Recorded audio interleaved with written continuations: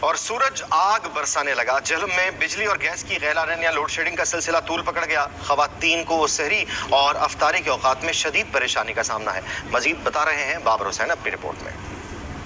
جی بالکل، جہلم میں درجہ حرارت میں اضافے کے ساتھ ہی غیر اعلانیہ لوڈ شیڈنگ میں اضافہ ہو گیا ہے اور 1 گھنٹے کے بعد کئی علاقوں میں 1 گھنٹہ بجلی جا رہی ہے اور دیکھا جائے تو ساتھ ساتھ گیس کی بھی لوڈ شیڈنگ کا آغاز ہو چکا ہے۔ جہلم میں اس وقت سحر اور افطار کے اوقات میں بھی گیس جو ہے گھریلو صارفین سخت پریشان ہے، گیس بند ہو جاتی ہے۔ اس کے ساتھ ساتھ بجلی کی غیر اعلانیہ لوڈ شیڈنگ سے کاروباری حضرات بھی شدید پریشانی کا شکار ہے۔